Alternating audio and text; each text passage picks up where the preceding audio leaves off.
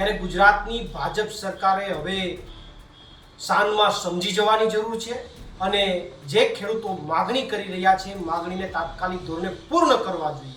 ગુજરાતમાં ચારે બાજુ ખેડૂતો આંદોલન કરી રહ્યા છે। એક બાજુ સૌરાષ્ટ્રના ખેડૂતો આંદોલન કરી રહ્યા છે, એટલે મોરબીમાં તો છેલ્લા કેટલાય સમયથી વળતરના મુદ્દે આંદોલન ચાલી રહ્યું છે। બીજી બાજુ જામનગરના ખેડૂતોના દ્રશ્ય ગઈકાલે આપણે જોયા। એના સિવાય દેવભૂમિ દ્વારકાના ખેડૂતો પણ આંદોલન કરી રહ્યા છે, વિરોધ કરી રહ્યા છે। અને એક બાજુ દક્ષિણ ગુજરાતથી પણ એવા દ્રશ્ય સામે આવ્યા। અંકલેશ્વર એની આસપાસ ભરૂચના જેટલા પણ ખેડૂતો છે એ ગઈકાલે વિરોધ પર ઉતર્યા હતા।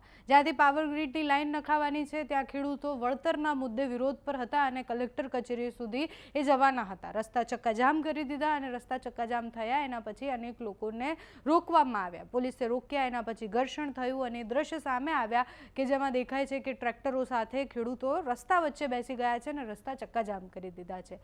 આ બધી જ ઘટના પછી અલગ અલગ પક્ષના લોકોએ પણ ખેડૂતોને સમર્થન આપવાની વાત કરી। આમ આદમી પાર્ટીના નેતા પ્રવીણ રામનો એક વિડીયો સામે આવ્યો છે જેમાં એ સરકાર સામે સવાલ કરી રહ્યા છે અને કહી રહ્યા છે કે ચારે બાજુ ખેડૂતો જ્યારે આંદોલન કરી રહ્યા છે, વળતરનો મુદ્દો આજનો તો છે નહીં, આની પહેલાં પણ મોરબીના ખેડૂતો લડ્યા, એના સિવાય પણ વળતરના મુદ્દે આટલું લડ્યા છીએ, હવે ભરૂચમાં પણ એ જ વાત છે, તો પછી ખેડૂતો સાથે અન્યાય કેમ થઈ રહ્યો છે? આમ આદમી પાર્ટી પણ આગળ આ વિષય પર લડવાની વાત કરી રહી છે અને કહી રહી છે કે અમે ખેડૂતો સાથે ઊભા રહી અને આ મુદ્દે જેટલું લડાશે એટલું લડવા માટે તૈયાર છીએ। તો પ્રવીણ રામે શું કહ્યું, ગઈકાલે જે થયું એના દ્રશ્ય બધું જ સંક્ષિપ્તમાં જુઓ।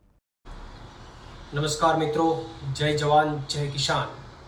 તાજેતરમાં અંકલેશ્વર ખાતે પણ ખેડૂતોએ પાવર ગ્રીડ લાઇન એટલે કે વીજ લાઇનના પોલને લઈને અવાજ ઉઠાવ્યો છે। એમણે એક વિશાળ રેલી કાઢી અને જ્યારે રજૂઆત કરવા જતા હતા ત્યારે પોલીસ ઘર્ષણ થતાં આખો હાઈવે છે ચક્કાજામ થઈ ગયો હતો અને ટ્રાફિક જે છે એ લગભગ 3 કલાક સુધી આખો હાઈવે બ્લોક રહ્યો હતો। ત્યારે હવે સરકારે સમજવાની જરૂર છે। આખા ગુજરાતમાંથી દરેક ખૂણેથી ખેડૂતોનો અવાજ ઉઠી રહ્યો છે કે વીજ લાઇનની અંદર તમે જે કાગળો જાહેર કર્યા છે, તમે જે વળતર જાહેર કર્યું છે, વળતર ખેડૂતોને માન્ય નથી અને એટલા માટે ગુજરાતના ખૂણે ખૂણેથી અવાજ ઉઠી રહ્યો છે।